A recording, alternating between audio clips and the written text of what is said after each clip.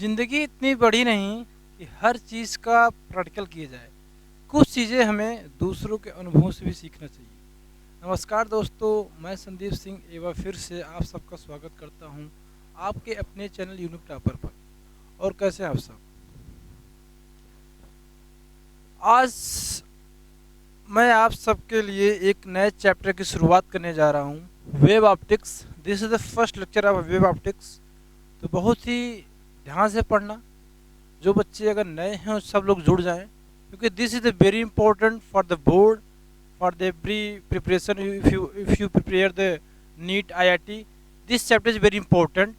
Okay, तो start करते हैं। ज़्यादा कुछ इधर उधर बातें न करें तो टॉपिक पे आते हैं। देखिए बेटा, वेब ऑप्टिक्स अब तक हम लोग क्या पढ़ रहे थे बेटा? रे ऑप्टिक्स पढ़ रहे थे। रे ऑप्टिक्स में क्या था? रे ऑप्टिक्स में बताया गया कि हर चीज़ रे की तरह पढ़े। लाइट को हम एक रे की तरह पढ़ते चले गए। ठीक है, रिफ्लेक्शन पढ़ा, रिफ्रैक्शन पढ़ा, बहुत चीज़, इमेज फॉर्मेशन, सब बहुत चीज़ पढ़ा। ठीक है, तो वेव ऑप्टिक्स क्या बताता है? पहले हम ये जानते हैं कि वेव ऑप्टिक्स बताता क्या है। This tells about wave nature of light. देखिए बेटा, शुरुआत करने से पहले कुछ थ्योरी हैं, कुछ साइंटिस्ट हमारे हैं, उन्होंने काफ़ी थ्योरियाँ दी हैं, तो उस थ्योरी के बारे में थोड़ा थोड़ा बात कर लेते हैं। इस समय जिस टाइम हम लाइट के बारे में पढ़ रहे हैं, लाइट का डुअल नेचर है, means particle nature, wave nature, light dual nature, इस समय जो हम लोग पढ़ते हैं। बट इन द 1675 की बातें हैं, जब हाइजेंस साहब आए थे, उन्होंने बताया कि light is a wave, mechanical wave. तो काफ़ी थ्योरियाँ दी गई हैं इस लाइट के बारे को लेकर। लाइट की थोड़ा सा थ्योरी के बारे में आज बात करते हैं, इसके बाद हम वेव ऑप्टिक्स में पर्टिकुलर बात करेंगे। तो 2 मिनट थ्योरी के बारे में सुनिए। देखिए, सबसे पहली थ्योरी बेटा क्या आई? सबसे पहले न्यूटन साहब ने बताया कार्पस्कुलर थ्योरी ऑफ लाइट। देखते भी रहिए। पहली थ्योरी क्या आई बेटा? Corpuscular theory of light.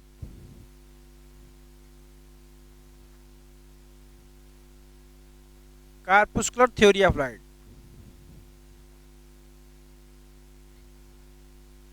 देखिए, जानते हैं न्यूटन साहब बहुत बड़े साइंटिस्ट थे। न्यूटन साहब ने क्या बताया बेटा?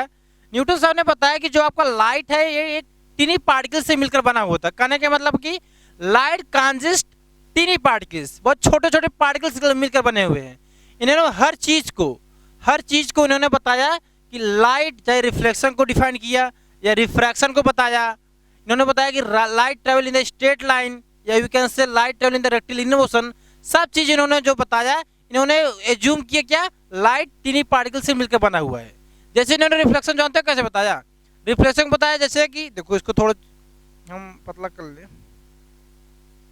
चलिए देखिए, इन्होंने रिफ्लेक्शन कैसे डिफाइन किया कि एक पार्टिकल ग्रुप में आती है लाइट, पार्टिकल ग्रुप में, छोटे छोटे पार्टिकल ग्रुप में लाइट आती है, फिर यहाँ से सरफेस से, या मान लीजिए रिफ्लेक्टिव सरफेस है, तो यहाँ पे रिफ्लेक्ट होके यहाँ पे रिफ्लेक्ट हो जाती है, यहाँ पे इंसिडेंट होने के बाद। तो उन्होंने हर चीज को बताया किसके रूप में? पार्टिकल ग्रुप में। तो इनका मेन कॉन्सेप्ट क्या था? Light consist of टिनी particles. Light consist of means light बने होते हैं किससे मिलकर? छोटे छोटे पार्टिकल से मिलकर बने होते हैं, टिनी पार्टिकल्स। उस पार्टिकल को नाम क्या दिए? कार्ल कार्पस्कुल। इसका नाम इन्होंने दे दिए क्या? इसका नाम दे दिए कार्पस्कुल।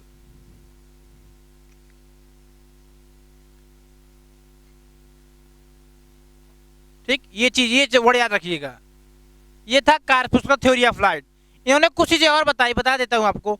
इनका एक काम मानना था कि जो मैंने बताया था जब रे ऑप्टिक्स पढ़ा रहा था, उसमें कुछ और चीजें भी थी।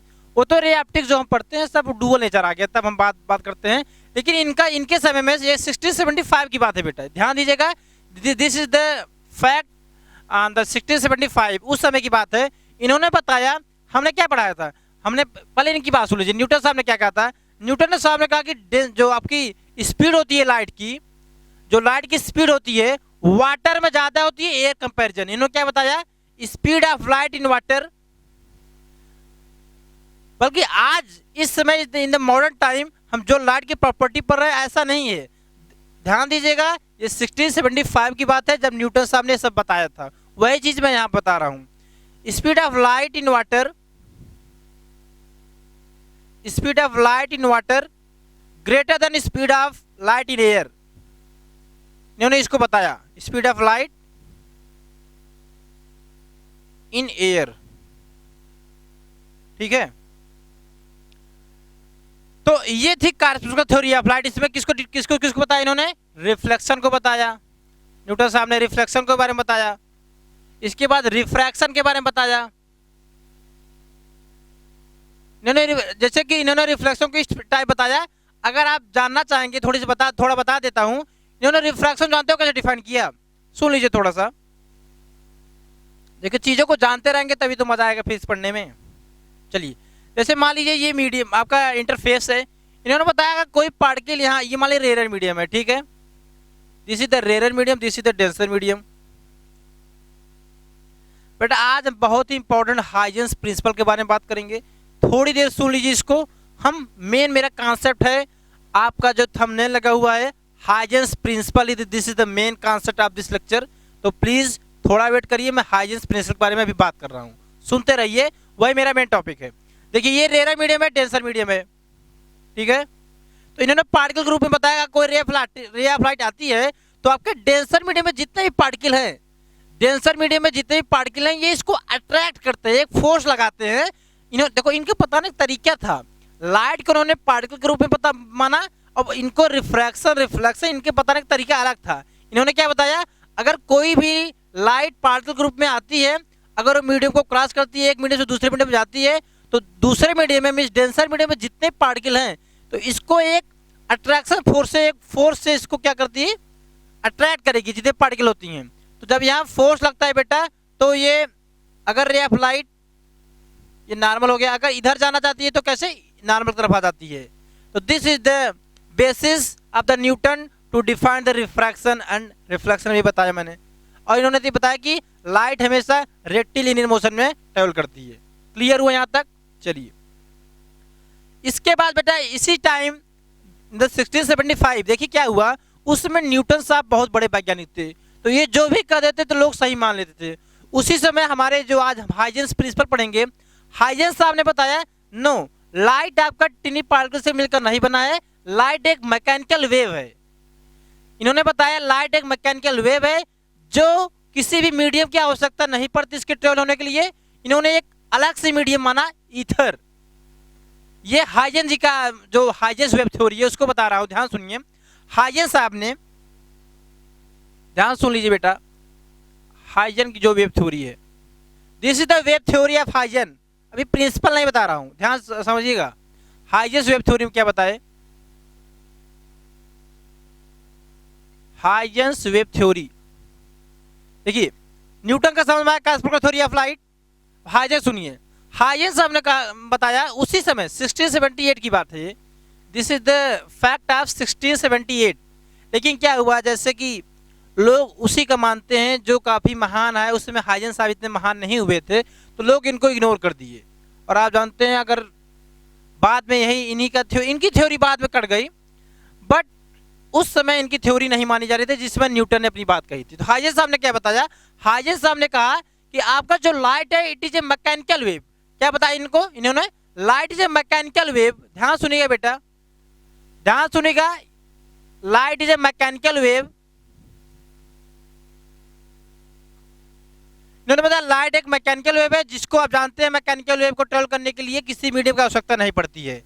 तो उन्होंने बताया light is a mechanical wave, और उस मीडियम को डिफाइन करने का, अगर लाइट मैकेनिकल वेव है, इसके ट्रेवल करने कोई मीडियम की आवश्यकता नहीं पड़ती है, तो बताइए, इनसे पूछा गया सूर्य से पृथ्वी तक लाइट कैसे आती है। तो इसके लिए ये और कुछ लोग और मिलकर, इनके साथ कुछ लोग और थे, उन्होंने बताया एक आपका medium is ether, this is the highly elastic medium, this is the highly elastic and dilute, highly elastic. ये इनकी एक ईथर थ्योरी भी है, इसको ईथर थ्योरी भी कहते हैं। इसमें ईथर थ्योरी में हाइजेंस जी और काफ़ी सारे वैज्ञानिक मिलकर इस पे काम किए थे। इन्होंने बताया कि लाइट के ट्रेवल करने के लिए एक आपकी मीडियम है जो एग्जिस्ट करती है, जो कि बहुत हाईली इलास्टिक है एंड डाइल्यूट है। ठीक है, तो इस टाइप का इन लोगों का थोड़ा सा कॉन्सेप्ट था कि चीज़ों को माने। तो पहले न्यूटन साहब का आया, लेकिन इसमें एक वैज्ञानिक तो उसी समय इन्हीं के साथ के थे, फैकाल्ट नाम था उनका नाम बेटा फैकाल्ट था। उन्होंने क्या बताया उसी समय के, उन्होंने बताया कि जो ये न्यूटन साहब बताए थे कि डेंसर मीडियम में लाइट की स्पीड ज़्यादा होती है as compare to rare medium, क्या न्यूटन साहब ने बताया नहीं था, ये बताया पीछे। न्यूटन साहब ने क्या बताया, speed of light in water means denser medium is greater than speed of light in air.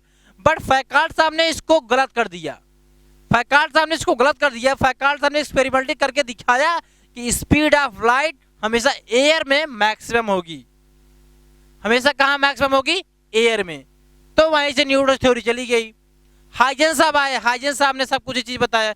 तो जो मेरा मेन कॉन्सेप्ट है आज हाइजन के बारे में पढ़ना है, ठीक है। हाइजन के बाद भी काफी थ्योरी, इनकी भी थ्योरी चली गई बाद में। इसके बाद इलेक्ट्रोमैग्नेटिक वेव थ्योरी आई, फिर इसके बाद प्लैंक क्वांटम थ्योरी आई, जहां पर माना गया कि light is the form of photon, एक फोटॉन के रूप में ट्रेवल करता है, जिसको हम लोग कहते हैं क्वांटा एनर्जी पैकेट।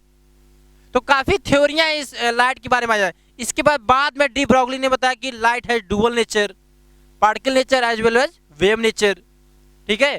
तो पार्टिकल नेचर क्या बताता है, पार्टिकल नेचर में जब डी ब्रॉगली साहब ने बताया तो हम लोग फोटो इलेक्ट्रिक इफेक्ट, इस फोटो इलेक्ट्रिक इफेक्ट को हम पार्टिकल नेचर से ही प्रूव कर सकते हैं, जो आइंस्टीन साहब ने उसका यूज किया था, ठीक है। और ये क्या नाम है आपका, क्या नाम है इसका, इंटरफेरेंस, पोलराइजेशन, ये सभी जो पढ़ेंगे, डिफ्रैक्शन, ये सब आप वेव नेचर से बता सकते हैं। तो बाद में आ गया light has dual nature. But today we have to take particular the Huygens wave theory. तो आज हम हाइजेंस वेव थ्योरी से हाइजेन प्रिंसिपल की बात करते हैं। तो बहुत ही ध्यान सुनना बेटा, मजा आने वाला है, बहुत ही अच्छे तरीके से बताऊंगा हाइजेंस वेव थ्योरी, आपको यहीं याद हो जाएगा। और एग्जाम में 100% है, बोर्ड के एग्जाम में पूछा ही पूछा जाना है। तो मेरी बातों को ध्यान सुनिएगा, इस थ्योरी के बारे में थोड़ा कुछ जानते रहिए। न्यूटन साहब ने क्या कहा, हाइजेंस साहब ने क्या कहा, इलेक्ट्रोमैग्नेटिक वेव थ्योरी आई थी। मैं बता देता हूँ, इलेक्ट्रोमैग्नेटिक वेव थ्योरी में बताया गया कि लाइट इलेक्ट्रिक मैग्नेटिक फील्ड के रूप में ट्रेवल करती है। Light is electromagnetic wave, Maxwell साहब ने बताया था, light is electromagnetic wave which do not require any medium to travel. ये किसकी थ्योरी थी, इलेक्ट्रोमैग्नेटिक वेव थ्योरी, जो मैक्सवेल साहब ने बताया था। फिर इसके बाद प्लैंक साहब ने बताया, प्लैंक साहब ने बताया लाइट मतलब कि लाइट एक फोटॉन के रूप में ट्रेवल करती है, जिसको हम लोग क्वांटा कहते हैं। इन द केस लाइट, उसी क्वांटा को फोटॉन कहते हैं। वो एनर्जी पैकेट है, E बराबर एच बाई लेमडा, E बराबर एच न्यू होता है, ठीक है। तो वो सब चीजें थोड़ा बहुत जानते रहिए। But today particular we have to study the Huygens principle and Huygens wave theory, okay. चलिए, हाइजेंस प्रिंसिपल के बारे में हम लोग अच्छे से पढ़ते हैं, कुछ चीजें जानेंगे, समझेंगे। वेव फ्रंट क्या होता है, तो हेडिंग लगा लीजिए बेटा। पहले जान जाइए कि क्या होता है, बेसिक टर्म क्या है। पहले हम जानते हैं वेव फ्रंट, बहुत ही अच्छा टर्म है, बहुत ही अच्छा टर्म है, ध्यान सुनिएगा बेटा। वेव फ्रंट, बच्चे कंफ्यूज हो जाते हैं वेव फ्रंट होता क्या है आखिर में। तो मेरी बातों को ध्यान सुनिएगा, मजा आने वाला है, ध्यान दीजिएगा। चलिए सुनिए, आप कभी भी जब आपके पास खाली टाइम रहता है, कुछ करने को नहीं रहता है, क्या करते हैं गाँव में होता है अक्सर, लोग जाते हैं नदी किनारे, कंकड़ पत्थर यही सब फेंकते हैं, जिसके पास कोई काम नहीं रहता। मज़ा भी आता है, कभी कभी मज़ा आता है। कभी कभी क्या होता है कि अगर आप नदी किनारे बैठे रहें तो सुकून मिलता है कभी कभी।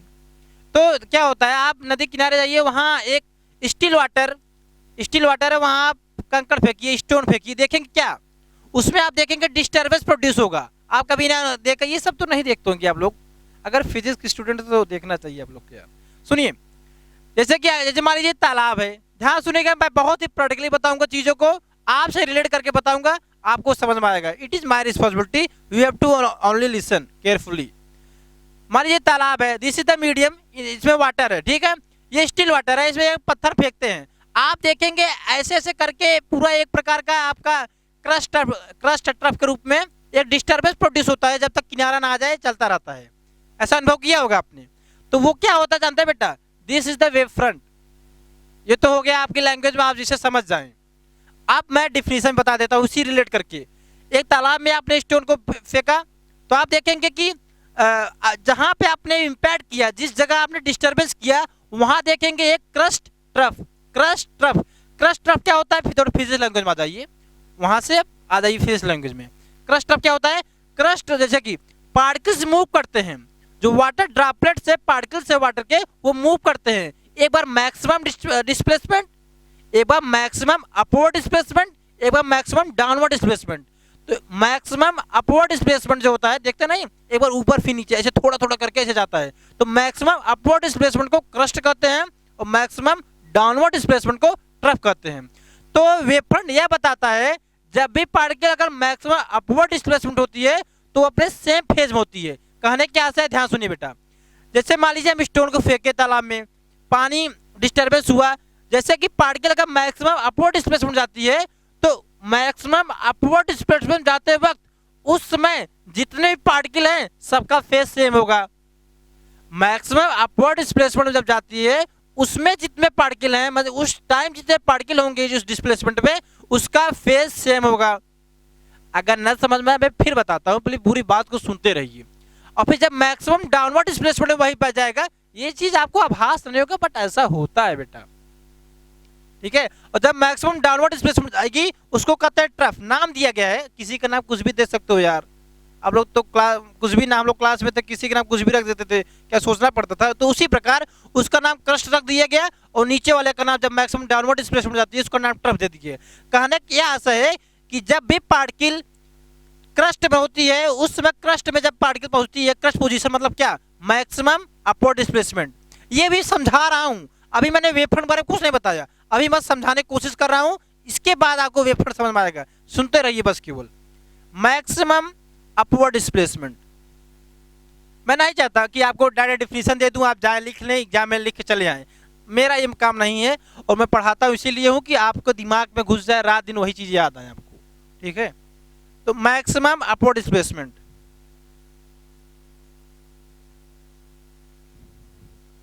क्योंकि मैं वही काम करता हूं जिससे मुझे समस्या आई रहती है। जब मैं उस टाइम था तो मुझे समस्या आई थी, मैं सोचता हूं मैं इस टाइम आया हूं कि जो बच्चे इस टाइम 12th में उनको दिक्कतें ना आए, तो मैं सब।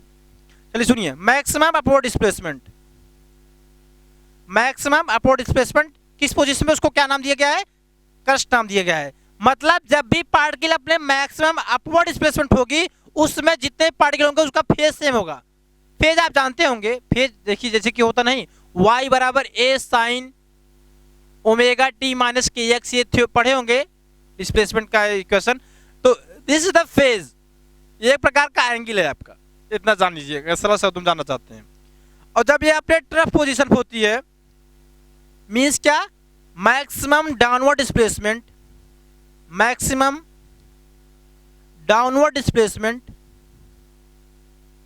तो उस समय बेटा उसको क्या कहते हैं, उसका नाम क्या दिया गया है, ट्रफ। मतलब जब पार्टिकल अपने क्रस्ट में होगी तो क्रस्ट में जितने पार्टिकल होंगे उसका फेज सेम होगा, और बेटा जब ट्रफ में होगी तो उस समय जितने पार्टिकल होंगे उसका क्या होगा, फेज सेम होगा। आप ध्यान सुनिए, वेव फ्रंट ध्यान सुनिए, वेव फ्रंट क्या है, आपने क्या क्या देखा इसमें, क्या क्या रिलेट करिए। आप एक मीडियम था, उसमें पार्टिकल था, पार्टिकल वाइब्रेट कर रहा था सेम फेज में। अब बना लीजिए डिफिनीशन, रटना नहीं है यार, आपको रटना नहीं है, केवल समझना है। मैंने क्या क्या बताया समझाने के लिए। तालाब में गए, आराम से देख रहे हैं, पानी पत्थर मार रहे हैं, सोच रहे हैं, तो कुछ सोचा, अरे गए थे, मीडियम था, मीडियम वाटर है, उसमें आप पार्टिकल फेंक रहे हैं, वाटर ड्रॉपलेट भी पार्टिकल है, वो वाइब्रेट कर रहा है, वाटर ड्रॉपलेट का पार्टिकल वाइब्रेट कर रहा है। और मैंने बताया कि क्रस्ट में सेम फेज पे है और ट्रफ में सेम फेज पे है, और जहां जहां वाइब्रेट कर रहा है इसका पूरा एक लोकस बन रहा है। लोकस जानते हैं ना, जहां कोई चीजें प्रेजेंट है तो ये इसका पूरा लोकस है, जितना स्थान घेरा है ये। तो क्या हुआ, वेव फ्रंट को डिफाइन कैसे करेंगे, it is the locus of, या we can say it is the continuous locus, लगातार बन रहे हैं, मींस कंटीन्यूअस मींस कि आपका एक जो लोकस बन रहा है, मींस सरफेस बन रहा है वाटर का, तो कंटीन्यूअस है, लगातार क्रस्ट बन रहे हैं। तो कैसे डिफाइन करेंगे, wave front is continuous locus of all particles of medium. कौन सा मीडियम, वाटर मीडियम में कौन सा पार्टिकल, वाटर के पार्टिकल। अरे यार पत्थर नहीं, पत्थर तो नीचे चला जाएगा, पत्थर नहीं वाइब्रेट कर रहा है, वाटर के ड्रॉपलेट वाइब्रेट कर रहा है। ध्यान दीजिएगा मैं क्या कह रहा हूं, वेव फ्रंट क्या है, it is the locus of, किसका लोकस, उस particle of medium, water medium के जो वाटर ड्रॉपलेट है उसका locus. It is locus of particles of medium which are vibrating the same phase, that is called wave front. Clear हुआ, मुझे नहीं लगता इससे अच्छा डिफिनेशन कोई आपको बताएगा, इतना समझा के थोड़ा सा शर्म करो अगर न समझ में आया हो आपको। लिख देता हूं, अपने कॉपी पे नोट कर लीजिए। जो बच्चे समझ गए बहुत अच्छी बात है, और जो बच्चे न समझे हैं तो यार डिफिनेशन तो लिख ही दे रहा हूं, क्या है।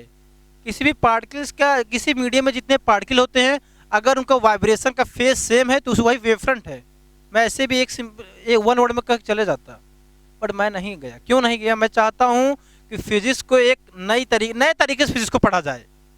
मेरे इस चैनल में आप लाइक कीजिए, सब्सक्राइब कीजिए, सब कुछ अच्छा लगेगा मुझे, बट दिस चैनल इसीलिए है कि फिजिक्स को एक नए अंदाज में, एक नए तरीके से, इसीलिए बेटा इसका नाम यूनिक टॉपर है। नहीं तो हम लोग टॉपर भी रख सकते थे केवल। दिस इज द रीजन इस चैनल का नाम यूनिक टॉपर रखा गया। ध्यान सुनिए, ज्यादा बातें ना करें, सुनिए क्या है wave front. It is the locus of किसका लोकस? जितने भी पार्टिकल है किसमें? मीडियम में। It is the locus of particles of medium. It is the locus of particles of medium. Particles of medium which are vibrating in same phase, which are vibrating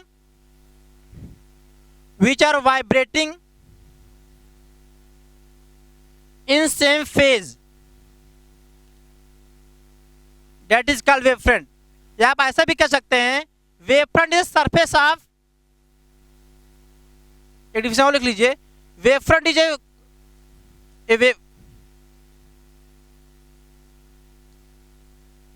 wave front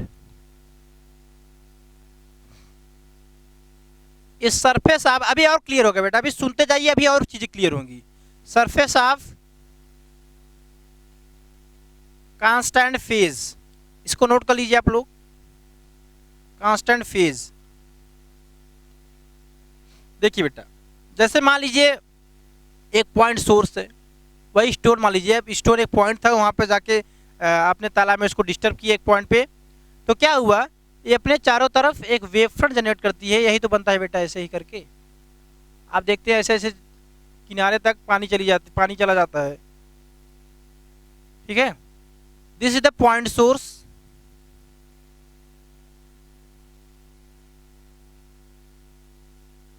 and this is the wave front. ये आपका एक wave front है।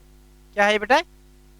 हमेशा ध्यान रखिएगा, point source की वजह से हमेशा स्फेरिकल वेव फ्रंट बनता है। ये भी आपका बेटा वेव फ्रंट है। ये जो मैं स्फेरिकल बनाया हूँ, ये सब वेव फ्रंट है आपके। ठीक है, तो दिस ये सब क्या बेटा? वेव फ्रंट इसका नाम है, वेव फ्रंट। हमेशा ध्यान दीजिएगा, पॉइंट सोर्स की वजह से हमेशा स्फेरिकल वेव फ्रंट बनता है। पॉइंट सोर्स की वजह से कैसा, अभी मैं बताऊंगा टाइप्स ऑफ वेव फ्रंट में। अभी मैं इसके बाद टाइप्स ऑफ वेव फ्रंट के बारे में बात करूंगा, तो उसमें बताऊंगा क्या क्या टाइप है वेव फ्रंट के। तो यहाँ ध्यान रखिएगा, अगर वेव फ्रंट में आप एक फिगर के द्वारा डेफिनेशन को लिखना चाहते हैं, तो it is very good if you draw the figure of the spherical wave front. Okay, तो अगर कोई पॉइंट सोर्स है तो उसके द्वारा एक स्फेरिकल वेव फ्रंट होता है। क्या होता है, जैसे यहाँ पर जितने पार्टिकल होते हैं उनका एक निश्चित टाइम में डिस्टेंस ट्रेवल करते हैं। देखिए क्या कैसे होता है, मैं समझा दे रहा हूँ, सुनिए, सुनते रहिएगा। जिसको न समझ आए फिर से वीडियो को देख लीजिएगा, बहुत ही अच्छी तरीके से समझा जाऊँ। जैसे ये पॉइंट यहाँ पे डिस्टर्बेंस हुआ, तो क्या होता है बेटा, ये जब डिस्टर्बेंस क्रिएट करता है अपने चारों तरफ, तो एक निश्चित टाइम में, देखिए इसकी कुछ स्पीड होती है, मान लीजिए इसकी स्पीड v है। ठीक, तो v टाइम में, ये चीज़ अभी जब मैं हाइजेंस प्रिंसिपल बताऊंगा तब और क्लियर होगा। मैं सोच रहा हूँ थोड़ा जल्दी बता दूं, लेकिन सुनिए आप लोग, अभी इतना ही जानिए कि अगर पॉइंट सोर्स है, इसके चारों तरफ एक स्फेरिकल वेव फ्रंट तैयार होता है। This is the point source, अभी वो चीज़ जो मैं बता रहा हूँ वेलोसिटी टाइम वाला, जब मैं हाइजेंस प्रिंसिपल बताऊंगा तो वहाँ आपका और क्लियर होगा। तो थोड़ा पेशेंस रखिए, क्योंकि अगर पेशेंस नहीं तो कुछ नहीं है। This is the spherical wave front. Okay, चलिए, spherical wave front.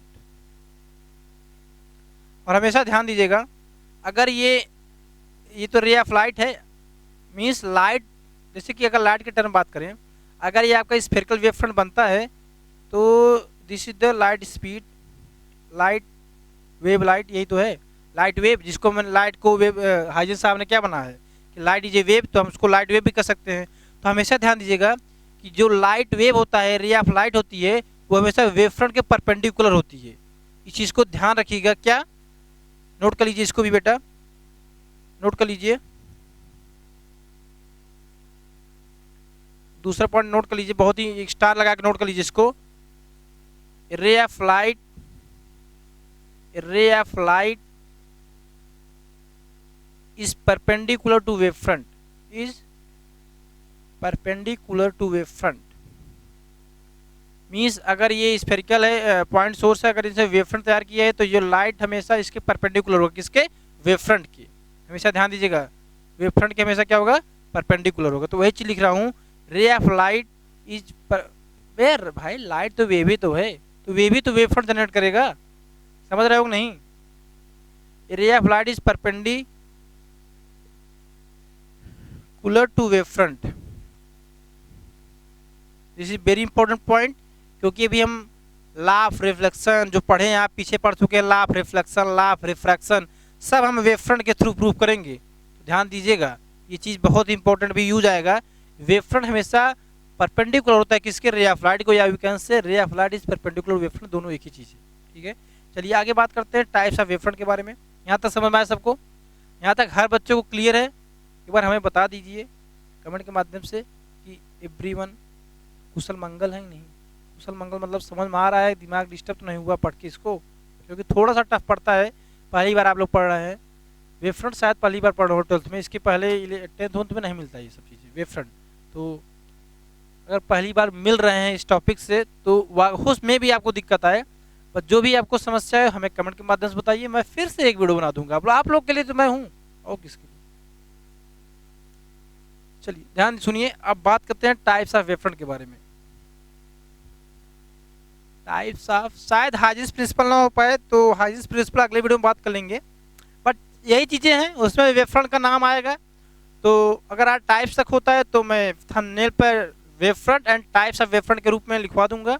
The next lecture particular आपको हाइजेंस प्रिंसिपल का ही मिलेगा पूरा, क्योंकि बहुत इंपॉर्टेंट है, तो ध्यान दीजिएगा। Types of wave front, types of wave front, देखिए पहला टाइप लिखिए भैया, पहला टाइप है आपका स्फेरिकल वेव फ्रंट। ध्यान सुनिएगा, बहुत ज़्यादा टाइम न लेते हुए मैं जल्दी से इसको ख़त्म करता हूँ। स्फेरिकल वेव फ्रंट,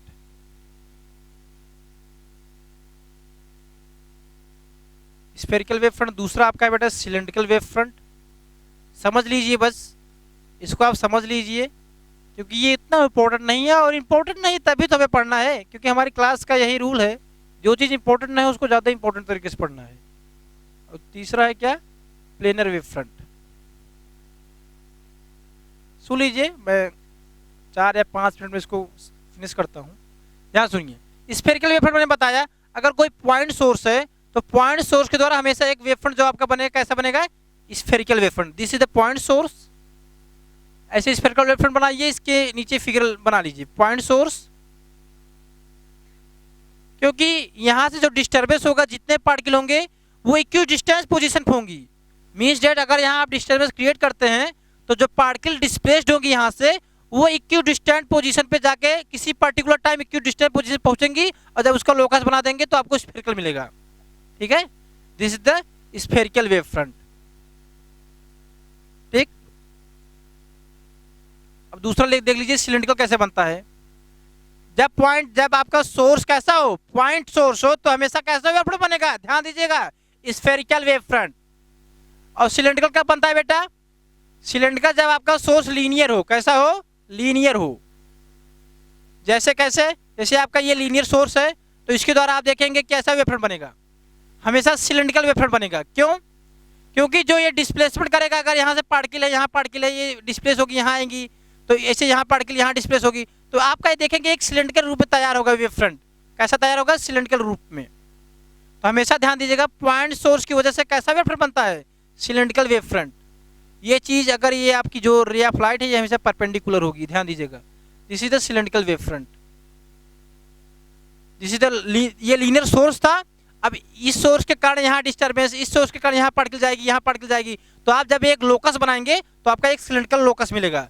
तो ये क्या हो जाएगा बेटा, सिलेंड्रिकल वेव फ्रंट। हमेशा ध्यान दीजिएगा, पॉइंट सोर्स की वजह से spherical wave front and linear source की वजह से cylindrical wave front, cylindrical wave front. चलिए एक लास्ट देख लीजिए बेटा, planar wave front, planar wave front, planar wave front. Plane, जब भी रे ऑफ लाइट आपकी पैरेलल आई, कैसे, अगर रे ऑफ लाइट अगर पैरेलल आ रही हैं, तो हमने क्या बताया था, कि हमेशा रे ऑफ लाइट वेवफ्रंट के परपेंडिकुलर होती हैं, तो आपका एक प्लेन बनता है यहाँ पे। तो यही आपका क्या है बेटा, प्लेनर वेवफ्रंट। हमेशा ध्यान दीजिएगा, जब भी रे ऑफ लाइट इनफाइनाइट्स आए, जब भी कैसी रे ऑफ लाइट अगर इनफाइनाइट्स आती हैं तो कैसा वेवफ्रंट तैयार करती हैं, प्लेनर वेवफ्रंट करती हैं। थोड़ा सा कुछ टाइप्स थे, मैंने सोचा बता दूं आप लोग को। टाइप्स पढ़ लीजिएगा, टाइप्स अच्छा है, हमेशा ध्यान दीजिएगा। तीन ही चीजें इसमें। वेवफ्रंट क्या बताया, it is the locus of the particles of medium which are vibrating in same phase, समझाया हूँ अच्छे से, देख लीजिएगा। इसके बाद मैंने टाइप्स ऑफ वेवफ्रंट बताया जो आपके काम की चीज है। टाइप्स ऑफ वेवफ्रंट में पहला स्फेरिकल वेवफ्रंट, पॉइंट सोर्स की वजह से हमेशा स्फेरिकल वेवफ्रंट बनता है। क्यों बनता है मैंने बताया, अगर ये पॉइंट सोर्स है, जब पार्टिकल डिस्टर्ब होगी तो इक्वी डिस्टेंस पॉइंट पे जाएंगी, तो जब उसका एक लोकस तैयार करेंगे हमें स्फेरिकल मिलेगा। This is the spherical wavefront. Cylindrical में क्या था, सिलिंड्रिकल में एक लीनियर सोर्स था, यहाँ से अगर पार्टिकल डिस्प्लेस्ड होगी, डिस्टर्ब होगी, तो एक जब जाएगी हर पॉइंट से जाएगी, यहाँ से लीनियर से, ये लीनियर है भैया, तो जाएगी नहीं हर पॉइंट से। तो आप जब बनाएंगे, तैयार करेंगे, तो एक आपका सिलिंड्रिकल वेवफ्रंट मिलेगा। और प्लेनर में जानते हैं, अगर इनफाइनाइट से कोई रे ऑफ लाइट आ रही है तो हमेशा प्लेनर वेवफ्रंट तैयार होता है, ठीक है। तो this is the lecture of the wavefront and types of wavefront. फिर कल मिलते हैं शाम 6 बजे इसी उत्साह और जोश के साथ with the Huygens principle, that is the most important topic of the web theory. तो कल फिर मिलते हैं, आज के लिए इतना रखते हैं दोस्तों, बहुत बहुत धन्यवाद।